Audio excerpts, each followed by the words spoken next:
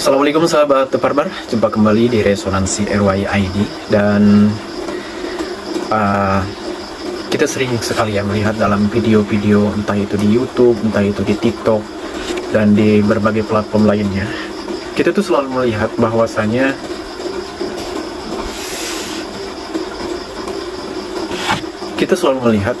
bahwasanya ijazah palsunya Jokowi itu terus melebar sampai kemana-mana ya. Dan aku sih merasa bahwa kepalsuannya ijazah Pak Jokowi ini juga agak-agaknya aku tuh kayak percaya gitu. Ini pribadi aja ya. Ini juga ada feelingnya juga gitu, berdasarkan riset dari beberapa pernyataan Pak Jokowi, dan juga ada beberapa orang-orang yang sudah kayak menunjukkan gitu atau membuktikan, bahkan menantang kepada Pak Jokowi untuk memperlihatkan ijazahnya. Terus terang sih saya pribadi ya, untuk memperlihatkan ijazah ini kayaknya kalau aku sendiri jadi Pak Jokowi, kayaknya aku pun tidak akan memberikannya. Apa dasarnya? Ya karena Pak Jokowi itu sudah di apa ya, dari kemarin itu udah ditekel, udah dihantam, sudah di berbagai cara gitu menjatuhkan Pak Jokowi. Ya sebenarnya sih dari dulu kan kita tahu bahwa Pak Jokowi ini dikatakan ijazahnya palsu. Dan yang aku heran, kenapa gitu, sementara kan yang lain tuh tidak pernah kan, seperti Pak Mahfud MD, apa pernah Pak Mahfud MD gitu diusut-usut. Kalau nggak benar-benar dicari kesalahannya Pak Jokowi itu, ya saya pikir nggak akan ketahuan palsunya. Itu yang saya menjadi sebuah anomali gitu dalam pemikiran saya saat ini gitu. Dan memang sampai sejauh ini sih aku tuh berpikir bahwa kepalsuannya ijazah Pak Jokowi itu nggak pernah aku mempermasalahkannya sedikit pun. Apa alasannya? Ya karena sejak dulu ketika Pak Jokowi itu mencalonkan diri sebagai presiden atau atau jadi gubernur di saat langkah politik pertamanya itu ya saya tuh tidak pernah bertanya tentang ijazahnya asli ataupun palsu, dan dari dulu tidak pernah ada yang bertanya ijazahnya asli ataupun palsu gitu. Cuma sepertinya memang Pak Jokowi ini selalu dicari-cari alasan, dicari-cari kesalahannya itu tidak ditemukan, dan pada akhirnya ya ada hal yang paling buruk sekalipun, ya maksudnya apa gunanya gitu ijazah? Kenapa dicari-cari? Dan satu hal lagi teman-teman ya, ini mungkin lebih mengejutkan lagi teman-teman. Karena apa? Sahabat Teparmar, karena apa? Karena ternyata menurut penelitian para ahli, ya bahkan misalnya sudah dicetak ya dalam beberapa informasi gitu. Ya untuk itu bisa kalian lihat lah ya, entah cari di YouTube kan, entah cari di mana, bahwasanya ijazah di Indonesia itu rata-rata palsu, entah itu secara dokumennya, entah itu secara nilainya. Jadi kebanyakan tuh palsu nilainya. Dan saya akan coba menyimpan satu link ya untuk Anda tonton nanti di kolom deskripsi untuk kalian tonton semua. Apa benar di Indonesia itu banyak kepalsuan tentang ijazah? Kalian bisa lihat sendiri nanti setelah ini kalian tonton ya. Namun ada hal lagi yang paling mengejutkan, bahwa kalian bisa lihat sendiri, dan kali ini saya akan mereact sebuah video dari dari TikTok ya, yang dibawakan oleh Arya Krishna Official. Nah ini tuh di uploadnya sekitar 6 hari yang lalu. Nah beliau itu bercerita tentang Jokowi, bukan cerita tentang Jokowi, tapi cerita tentang Indonesia, bahwa Indonesia itu sedang ada dalam masalah besar, sedang akan terperosok pada sebuah resesi yang sangat dalam. Dan ini sudah terjadi setiap setiap musim, ada musimnya gitu. Dan sekarang kita sudah dapat melihat ya, bagaimana krisis moneter ini dari Thailand, Vietnam, semua Asia ini, dari Asia Tenggara ini terutama, semua sudah. Bahkan banyak yang marah-marah loh, seperti misalnya Malaysia juga yang dikenakan tarif 39%. Itu kan masalah besar, dan ini memang berkaitan dengan cerita yang akan disampaikan oleh Mas Arya Krishna Official ini. Mungkin supaya lebih kita tahu ya, kita lihat saja. Cus. Informasi ini banyak sekali akademisi yang tahu, tetapi sangat sedikit yang berani menyuarakan. Ijazah palsu Pak Jokowi itu cuma isu yang sengaja dibuat. Yang kedua, pagar laut yang di Tangerang itu cuma isu yang sengaja ya dibuat, bukan untuk dibangun apapun di sana. Terus kemudian yang ketiga, pertemuan Anies Baswedan dengan Purnawirawan Jenderal itu juga sengaja dilakukan. Indonesia ini mau dijajah, tetapi secara diam-diam, secara senyap, bukan dengan gencatan senjata, bukan dengan bom ataupun serangan-serangan rudal seperti yang sedang terjadi di Timur Tengah. Karena militer kita kuat. Yo, ada yang ngomong nggak beli pesawat second?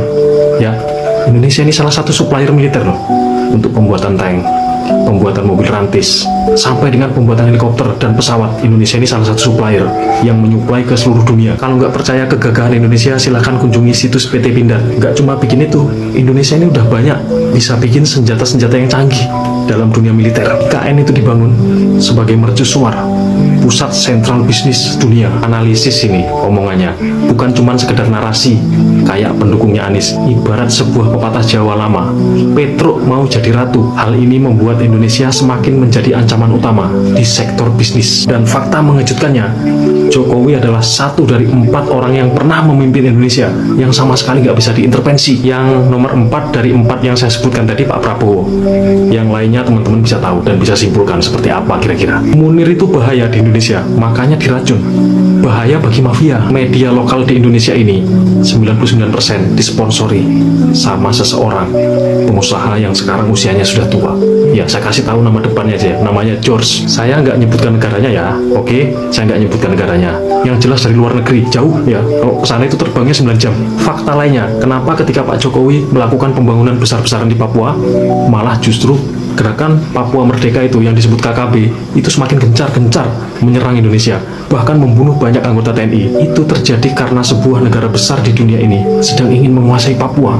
Papua itu kaya raya teman-teman ya. Jadi Papua itu ada PT yang namanya PT Freeport Indonesia, yang saat ini sahamnya milik Indonesia sudah 50% lebih kalau nggak salah ya.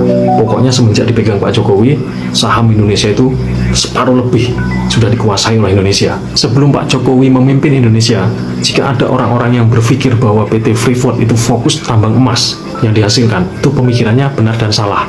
Tapi banyak salahnya, karena yang dikirim ke sana bukan emas, tapi konsentrat. Sampai sana konsentrat itu diolah jadi uranium. Papua dengan kekayaannya yang sangat luar biasa, tetapi tidak memiliki fasilitas pendidikan yang bagus di zaman itu. Kemudian di zamannya Pak Jokowi itu dibangun semua, diberikan pendidikan supaya orang di sana itu melek pendidikan ya kan. Ini bahaya bagi musuh Indonesia yang asli dan itu meresahkan buat mereka, sehingga mereka ini sampai sekarang masih nyerang Pak Jokowi. Hal-hal seperti itu sengaja diciptakan supaya Papua itu bisa jadi milik mereka. Kita kembali ke Mr. George. Mr. George ini perannya sebagai konglomerat yang menyokong dana ijazah palsu dan lain-lainnya, adalah bagian dari propaganda politik. Jika koruptor di Indonesia ini bisa tumbuh subur, maka mereka-mereka yang dari luar negeri itu, mafia itu, bisa enak kerjasama dengan orang-orang lokal. Karena apa? Karena undang-undang kita lemah di bidang penegakan hukum, khususnya tindak pidana korupsi. Jika masyarakat Indonesia sudah terpecah belah seperti itu, maka RUU perampasan aset itu tidak fokus diperhatikan oleh masyarakat, sehingga berleha-leha, ya kan? Diundur gitu aja. Kesimpulannya di Indonesia itu ada 3 pemain penting ya yang bakal merusak Indonesia. Pemain yang pertama ya, yang pertama ini loh dari jauh, dari luar negeri ya kan, dari luar negeri. Pemain yang kedua ini siapa loh? Ini pejabat-pejabat di pemerintahan kita yang kita nggak tahu siapa orangnya ya kan. Yang jelas saat ini mereka itu masih mempertahankan supaya RUU itu diundur. Terus yang ketiga siapa? Mereka yang membuat isu supaya Indonesia digaduh, membuat isu. Mereka ini supaya bisa mengkamuflaskan ya bos-bos mereka ini ya, terutama dari luar negeri yang menyokong dana, kemudian di Indonesia yang menjadi antek asing ya, supaya bos-bos mereka ini bisa leluasa gitu loh, mengobrak-ngabrik harta kita. 3 tim tadi semenjak Pak Jokowi mimpin Indonesia diberi julukan trio dobol atau trio bagong karena mereka nggak dapat hasil. Makanya sekarang mereka sibuk meracik umpan jitu ya, dan ditambah esen yang mahal supaya wangi gitu loh, supaya itu bisa menjadi perhatian gitu loh, sehingga umpannya dimakan. Padahal kalau kita ngikutin mereka Akhirnya kita nasibnya sama seperti ikan di kolam Galatama, nyantol pancing cangkemnya. Oke, omongan saya tadi sulit dipahami, tapi banyak juga yang sudah mengerti. Ya, yang belum mengerti mudah-mudahan bisa terus mengikuti saya. Semoga semakin penasaran dan saya akan memberikan edukasi semampu saya. Ya, oke, kita lawan mafia di Indonesia pelan-pelan dengan bagaimana cara kita lawan mereka. Yang penting intinya kita saling mendukung. Kalau kita lihat misalkan dari komentar-komentar para netizen ya, bilang aja George Soros katanya di pertama ini.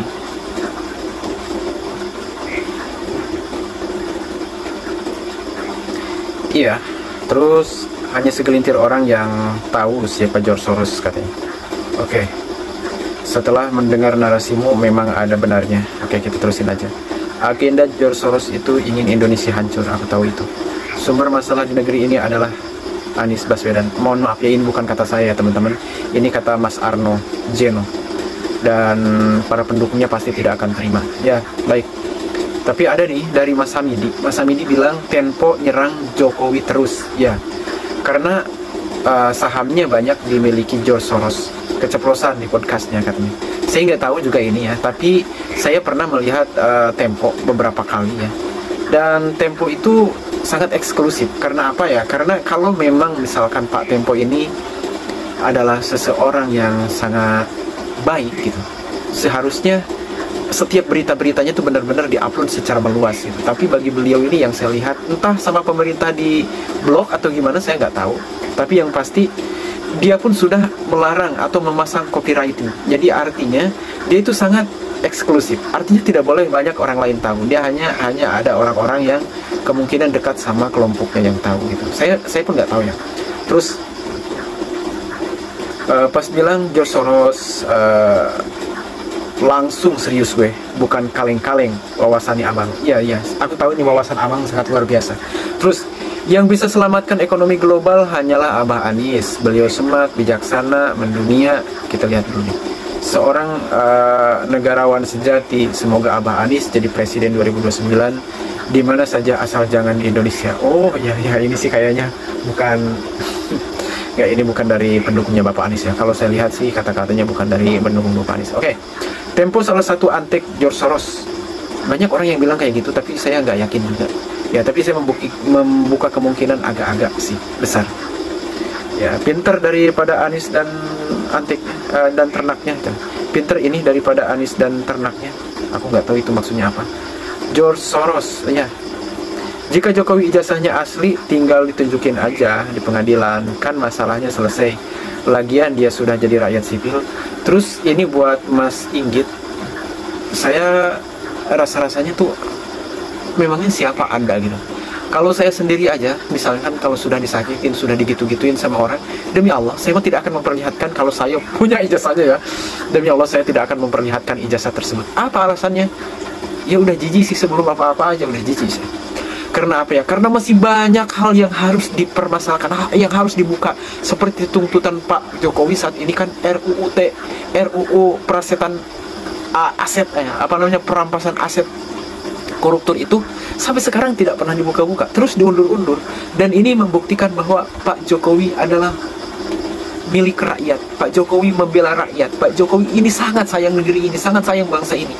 Tapi banyak orang yang tidak suka dengan Pak Jokowi, dan dia sengaja menjatuhkan Pak Jokowi dengan berbagai cara ya, termasuk hari ini.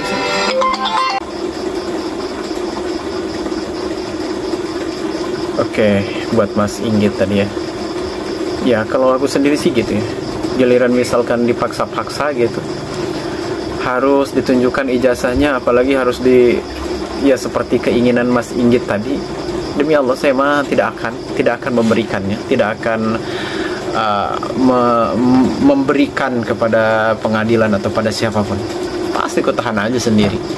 Ya, memang Pak Jokowi ini kan juga sudah baik banget ya, dan ngomong kayak gitu puas sih sebenarnya. Kalau saya pribadi sih puas gitu. Kan sampai ada orang yang merasa tersiksa katanya dengan kebertahannya Pak Jokowi mempertahankan ijazahnya itu. Kan ngapain kalau memang orang misalkan memang hebat, emang kayak gitu orang hebat itu. Makanya menjadi orang ya jangan sok-sokan pinter tapi bodoh gitu. Ya, kalau menurut aku sih memang benar bahwa apa yang disampaikan oleh Mas Chris ini, bahwa ada kaitannya gitu dengan apa ya, dengan project-projectnya Mas George Soros ini, ya, yaitu ingin menjajah Indonesia, yang ingin membuat rupiah menjadi benar-benar hancur, ingin membuat Indonesia ini benar-benar menjadi terulang lagi lah kejadian-kejadian yang terdahulu. Ya, sebenarnya saya sudah pernah beberapa kali ya mendengar bahwa George Soros ini memang harus dihati-hatikan gitu, dan akan terjadi resesi yang sangat besar ketika George Soros sudah muncul. Itu menurut beberapa para ahli ya, para peneliti ya, termasuk, mohon maaf kalau tak salah, waktu itu pernah Pak Benix juga pernah ngomong, juga Pak Renal Kazali juga pernah, Pak Renal Kazali profesor itu juga pernah bicara masalah itu. Jadi ayolah teman-teman, kita dukung pemerintah, kita jaga pemerintah yang baik, yang benar-benar membela rakyatnya. Itu pasti memang akan sangat sulit di Indonesia ini. Menjadi orang baik itu benar-benar akan dikejar. Menjadi orang baik, orang yang pro rakyat itu benar-benar akan dikucilkan, akan dihina-hina. Kita bisa merasakannya ya, menjadi pendukung Bapak Jokowi ini, kita tuh selalu dianggap orang bodoh gitu sama mereka itu. Maka mereka tuh selalu mengatakan waras, mari berpikiran waras, salam waras, dan sebagainya itu. Dan ada hal yang paling saya menggelitik. Ini kalau menggelitik ini baru benar teman-teman ya. Karena apa? Karena pada saat itu tuh saya pernah berjalan bersama seseorang, ya bukan seseorang sih, memang dalam mobil itu banyak orang kok, ada sekitar 6 orang. Tapi yang terpenting nih, yang 2 orang ini benar-benar pendukungnya Bapak Haji Dewa Langit, yaitu Bapak Imam Jumbo ya, Pak Habib Rizik. Dan dia itu sangat bangga melihat anak-anak yang minta-minta di jalan. Dan yang pada saat ini nih sama Kang Deddy misalnya dibubarkan, sama Kang Deddy di stop gitu, mendingan diberi duitnya gitu 300 juta atau 30 gitu, udah cukup 300 juta aja katanya kan gitu. Itu tuh disukai oleh orang-orang yang berafiliasi dengan orang-orang yang tersebut ini. Dan saya agak-agak apa ya, agak-agak sempit lidah saya tuh untuk menyampaikan itu, karena juga banyak di kampung kita sebagai seorang pendukungnya. Dan itu sebenarnya sih mengerikan, ketika orang-orang yang suka minta-mintanya di jalan, yang diserukan untuk miskin, yang semuanya itu biasanya dianggap cerdas, dianggap berakal sehat. Kita tuh justru pengen ketawa gitu ya, kok masa orang akal sehat diajarkannya minta-minta dan sebagainya. Baik teman-teman, kita terusin nih. Apalagi nih, ada juga yang nyebut ternak bayaran katanya. Ya baiklah, nggak apa-apa. Apalagi kalau aku, siapa yang bayarnya gitu. Takut abang ini tiba-tiba katanya ngilang lenyap seperti Munir. Nah, sampai dengan hari ini katanya saya tetap tinggal di kos-kosan saya yang ukurannya hanya sekira 2-3 meter ini. Setiap saat mata saya siaga katanya mengapati siapa yang datang. Berharap Tuhan melindungi saya, amin mas. Sebenarnya sih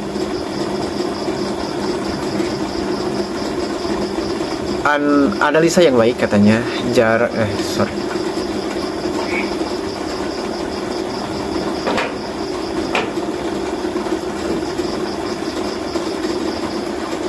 baik.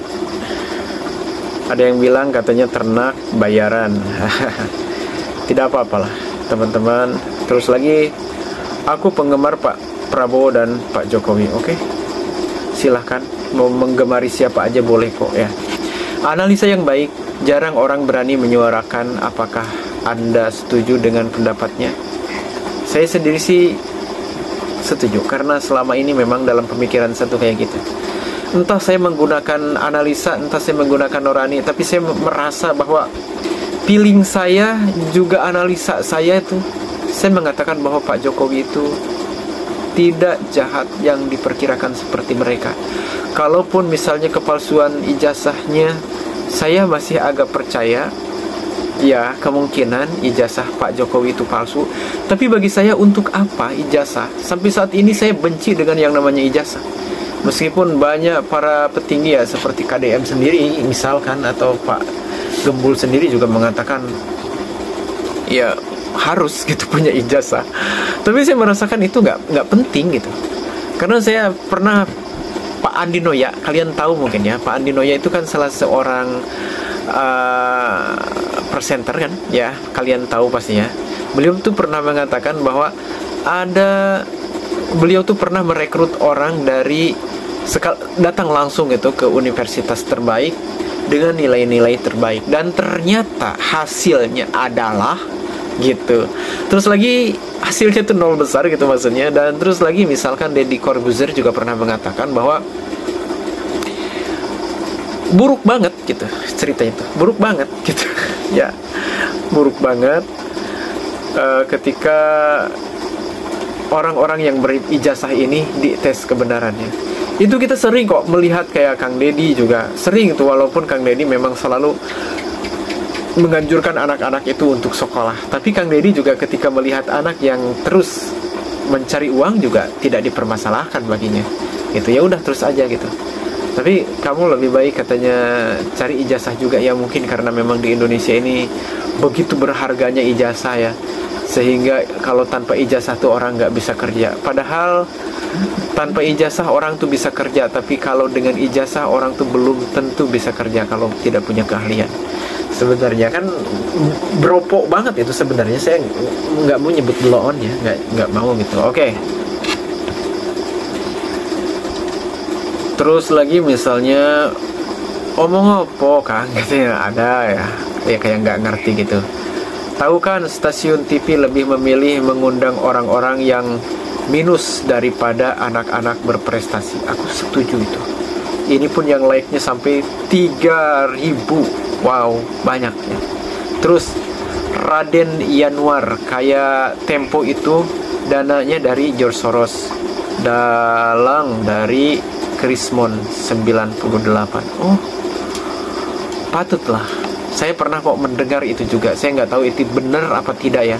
Kalian boleh cek sendiri, dan kita sebagai rakyat Indonesia harus mulai kritis. Kita jangan terlalu percaya pada satu sisi. Kita kalau misalkan ada informasi juga harus kita saring, kita lihat, dan kita cek, cross check gitu. Kita cari betul apa enggak gitu kebenarannya. Benar banget Bang, PT Pindad memang yang menyuplai pasokan senjata ke Tim Teng dan beberapa negara lainnya. Terima kasih edukasinya. Oh benar, saya pun belum tahu, nanti kita cari ya. Nanti kita cari insya Allah ya teman-teman. Terus public speaking abang ini bagus dan masuk akal. Ya aku setuju, George Soros paling berbahaya. Ya dari dulu, dari 98 tadi juga udah gitu kan. Dari dulu polanya sama, bahwa ketika negara ini mau diambang kerusakan, kehancuran di mana-mana, pasti kemunculan George Soros itu ada. Dan saya juga pernah membaca pada sebuah artikel pada saat itu, artikel yang diadakan oleh ChatGPT sih, karena kita nih sebagai manusia biasa sering juga ngobrol sama ChatGPT dan ingin melihat. Cuma saya kadang-kadang sudah lupa di mana dia. Bolehlah. Oke. Saham separuh lebih kok utang tambah akeh toh Kang. Saham separuh lebih kok utang tambah akeh toh Kang. Apa ini?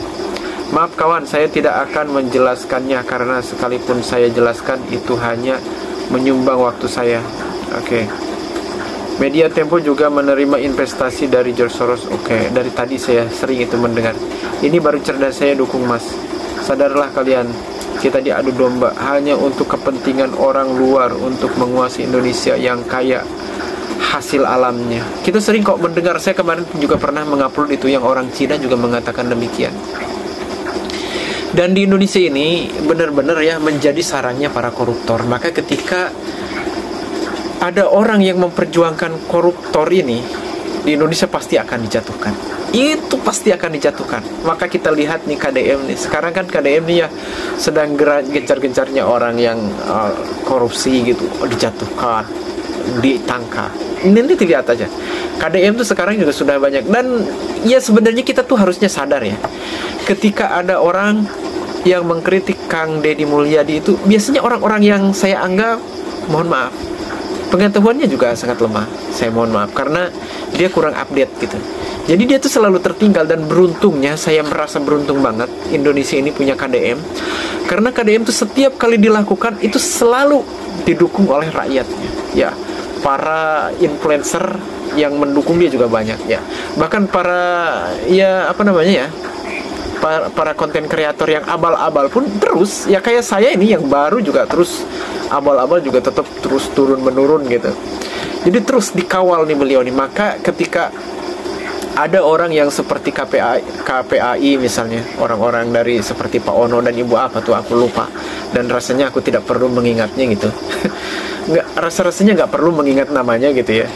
Nah, ketika itu tuh terjadi, maka netizen Indonesia sekarang terus membackup ya, dari belakang tuh terus gitu. Dan ya pada akhirnya ya orang-orang yang seperti mereka tuh dibully pada akhirnya ya. Jadi rakyat tuh memang benar-benar sekarang akan brutal. Mungkin ya jika memang harus melawan habis-habisan juga kepada para DPR yang sudah banyak melakukan kejahatan untuk rakyatnya. Ya bukan untuk rakyatnya sih, tetapi untuk orang yang dia wakilinya gitu. Nah, berarti kan mereka itu memang sama sekali tidak dibutuhkan lagi gitu. Itu sih teman-teman ya, kayak ngomongnya walaupun saya tidak jelas, tidak terarah, tidak terurus gitu ya, saya mohon maaf karena sekali lagi saya bukan orang yang terdidik dan public speaking saya sangat buruk juga ya, mohon maaf. Tapi walaupun begitu, mudah-mudahan video ini akan menyadarkan orang-orang yang sedang terlelap gitu dalam ya, mereka anggap itu sebuah prestasi gitu ya. Seperti yang selalu kan Abah Anies tuh prestasinya tuh nggak kelihatan, bahkan sampai sekarang tuh mana prestasinya. Ketika diomongin kayak gitu, katanya nggak perlu dipublik. Ya apa gitu. Makanya saya tuh sangat setuju dengan Kang Deddy ketika beliau selalu mempublik setiap kali prestasinya, setiap kali kerjaannya tuh selalu dipublik agar rakyat semua tahu. Dan rakyat tuh memang pengen tahu gitu, pengen tahu, rakyat itu pengen tahu.